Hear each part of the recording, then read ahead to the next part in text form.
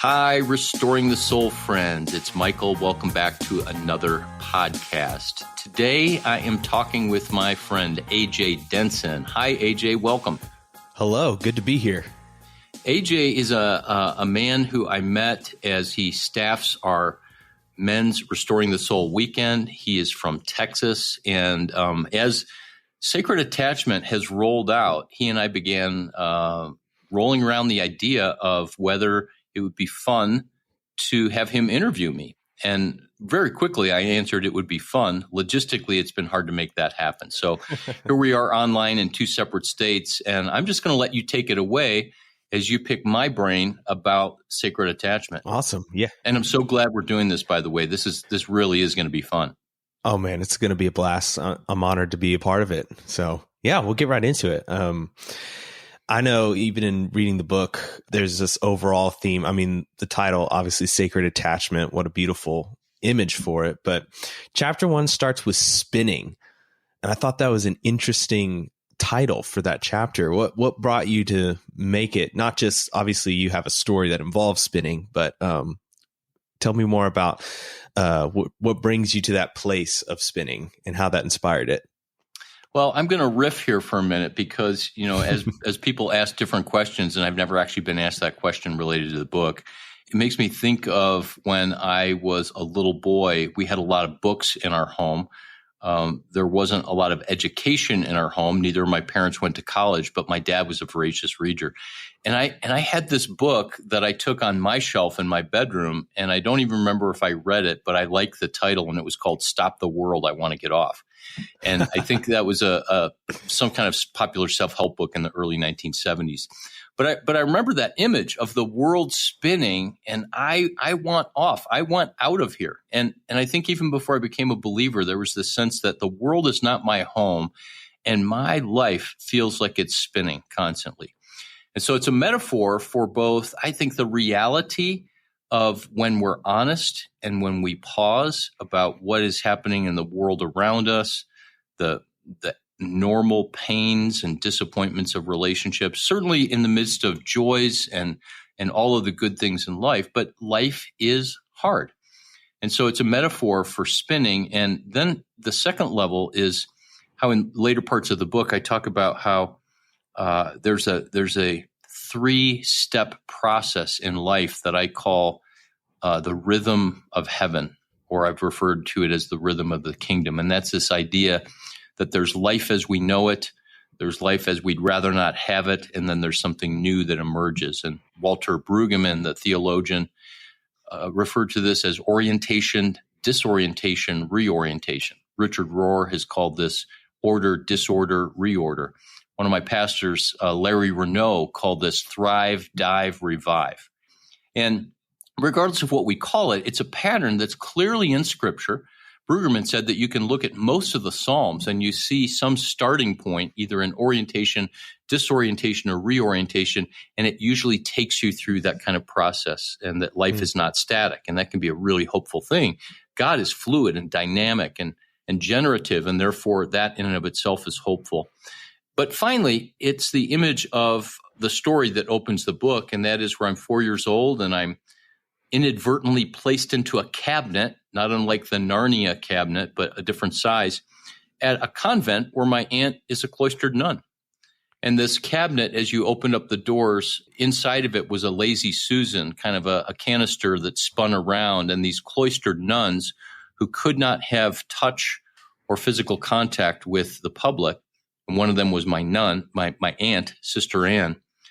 I was placed into this cabinet and spun around by my brother, 6 years older than me, and I was terrified. And I never forgot this 4-year-old memory. And as I was writing the book, I actually called the convent, and of those nuns that were there in 1968 when I was 4, there's 7 that are alive, and Sister Bernadette from Slovakia is still alive.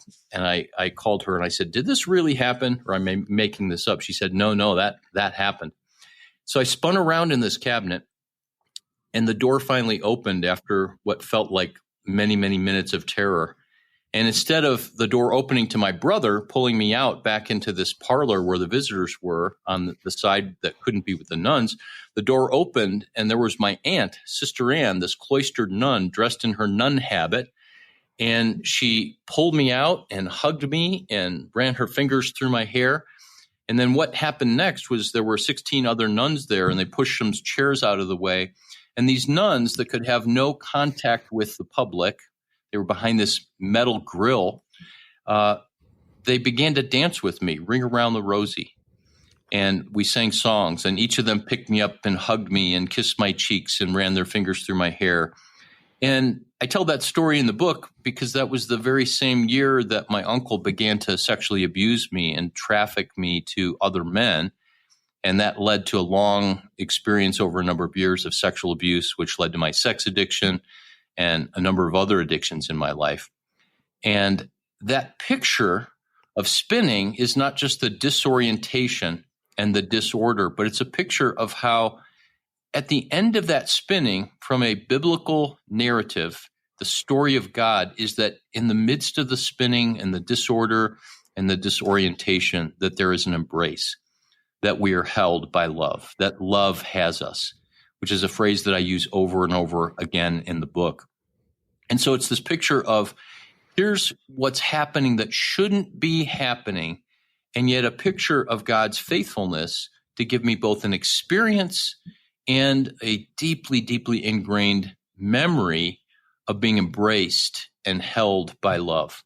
Now, just for further significance, as a 4-year-old, and I was a good Catholic boy, although there wasn't much I could do at age 4 to be a bad Catholic boy, I guess, I was terrified that as I was in this cabinet, and I knew very well that the nuns could not come out and have contact with people, but I don't know that there was a written rule anywhere that little 4-year-old boys couldn't go through that cabinet. But I remember being on the other side and for a moment terrified that the Pope or a bishop or somebody was going to come in with their glasses down on the end of their nose and their hands on their hips, exasperated, disappointed, frustrated with me, that I was on the wrong side of the grill and that I was doing something wrong, that I was breaking the rules.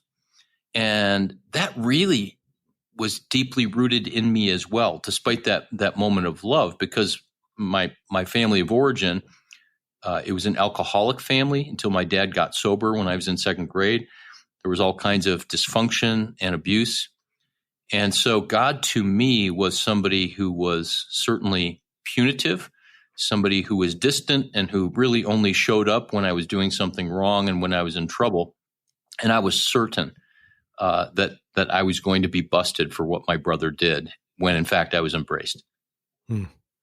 How beautiful. That story definitely caught my attention even too. And the part that I really loved was that, yeah, even though they're behind these bars, they still put all the idea of their passion, their story behind them and put you first. How did that feel to be prioritized in a moment that could have been like, oh, well, have to do X, Y, and Z? Yeah, I think I didn't realize it in the moment, but as I have reflected back on that, especially in the process of writing the book, that experience at that Carmelite monastery has in many ways become a foundational way of how I think about life with God. And the nuns saw relationship more important than rules.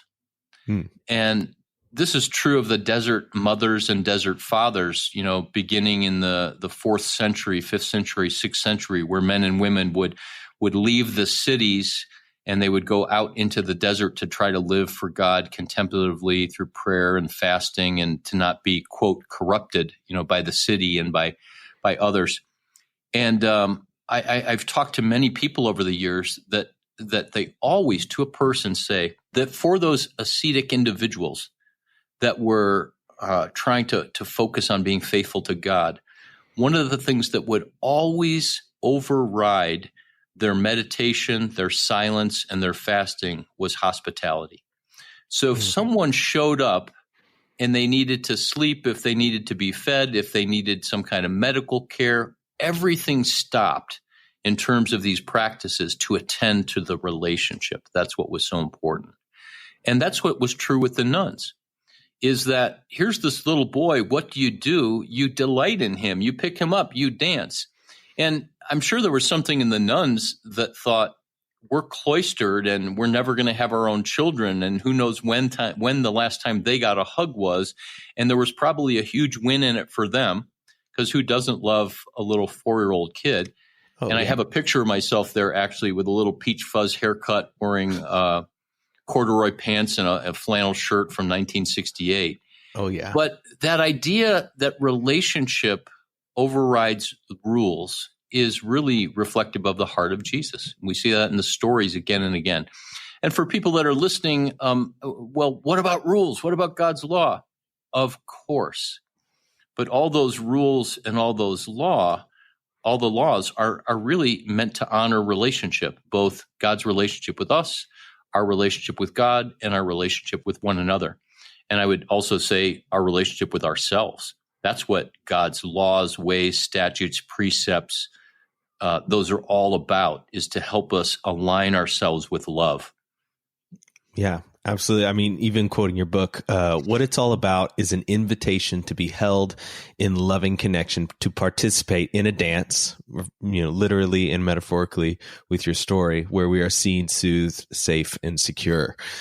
And as you're talking about like the rules and this duality of holding the personhood and the rules in both hands, what is this like? When you were held in that moment, what does this loving connection look like with you and Jesus after, and in all of your reflection through this book? Yeah, I think if you had talked to me the next day when I was 4, I would have told you or felt as if nothing had changed. And I do believe that gift was for me as a 4-year-old, that something in a very deeply embodied way received what happened, and that something actually changed inside of me because of that moment. But it didn't prevent the abuse. It didn't prevent or take me out of the dysfunction. But maybe it gave me a level of resilience, and that it allowed something to develop in me neurologically, emotionally, that I might not have developed the way that I did. I might be a sociopath today without that. And there might be some listeners or friends that say, well, you are a sociopath. And I don't think I am, at least not today. No. But my point being that it wasn't for many, many years until I actually came to a personal faith.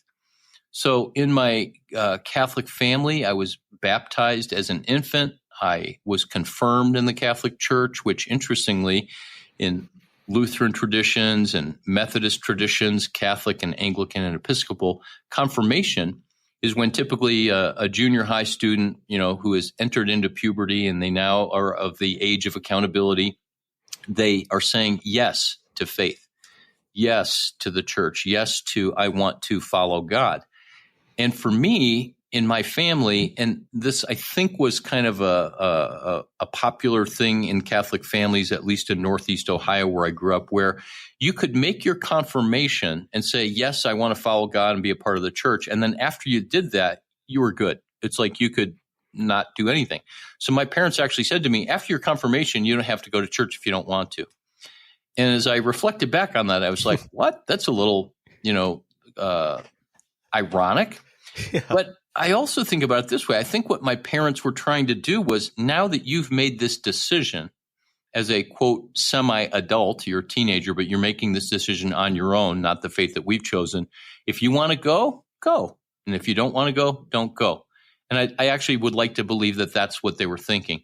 But that was when I was 13. And then when I was 16, I actually heard for the very first time, I had never heard it in all of my Catholic background. I think I missed it. It's not that it wasn't being said, that God loved me, that God loved the me that I didn't love myself. God loved the me that felt such shame and unworthiness and dirtiness and disgust. And God loved the me that felt so inadequate.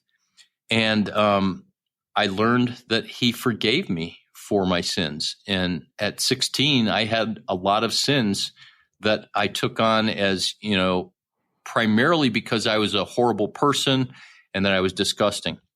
in the particular church that I went to, AJ, I was given a picture of a heart, and it was embossed with a little prayer card, and that heart was black. And it was basically, this is what sin is. Your heart is black. So I had this picture of my heart as black, as dark, as dirty. And of course, that aligned very conveniently with sexual abuse and with the sexual compulsion and addiction and sexual sin that I engaged in later. But so at 16, I learned that God loved me, forgave me. I wanted that relationship with him. I said yes to that relationship, decided to follow him. And that love never actually got internalized. It never went deep inside of me. And I won't say that it was just a cognitive thing or an intellectual thing, but there was something where it wasn't until 14 years later, and I've said this in other contexts, that when my life blew up, July 10th, 1994, from my sexual addiction and double life, it wasn't until then, 14 years after asking Christ to be the Lord of my life and saying yes to that, it wasn't until that 14-year later period where I actually felt the love of God for the first time. And so there's a phrase that I use in the book that love must be metabolized until it can be internalized. And I think it took me from age 4 until age 30, 1994, for love to be metabolized inside of me so that it could go down inside and begin to then move throughout my spiritual bloodstream and actually into my physical body and into my nerves and neurons and muscles, so that the peace of God and the love of God could actually be felt. Wow. Yeah. You said 14 years from your D-Day to when you really truly felt like love had you. Well, yeah, actually it was 14 years from the time I, quote, accepted Christ and became a Christian until my D-Day. Oh, that's right. And it was on my D-Day of when everything blew up that's when I felt the love of God. Because see, then I had nothing to stand on. I had no game. I was completely broken. There were no, let me quote Psalm 51, there were no burnt offerings or sacrifices that I could make at that point, because I was guilty. I was discovered in my lies, my double life, my breaking my marriage vows.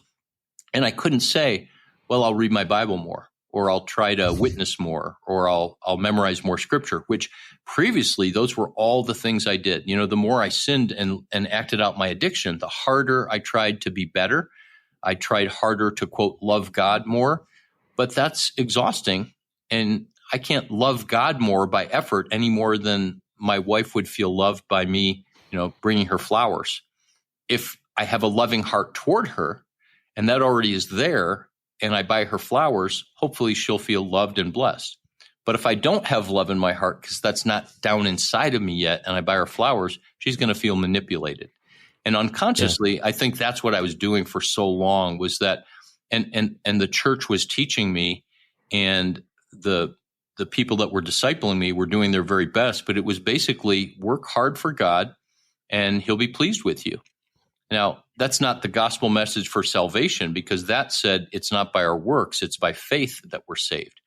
But once we're in Christ, we're not talking about getting saved. We're talking about living in his love. And we simply can't earn love. And on July 10th, 1994, I absolutely positively could not earn it. And that's when love, if you will, broke through, to quote an old Phil Keaggy song, or Keith Green song, whichever person wrote that. Good song. Yeah, absolutely. You talk about people changing, and that it is, the argument of chapter 1 is, can people change? And you use the concept of love having you, this sacred attachment, as the way to do that. As someone who might be picking up that book and maybe they're like, oh, this is like the first thing I've tried, or this is the last thing I have, and they're reading this chapter, what would you encourage them, as not only from your book in the words of you can change and that love has you, but from a personal standpoint, just in this conversation? Yeah, the first thing I'd want to say to a person who is identifying with this chapter, but also who's drawn to the book because they're spiritually exhausted, They're tired of trying to earn God's affection or to muster up faith, or maybe they've just been wounded by Christians, really deep. I would say that I get it.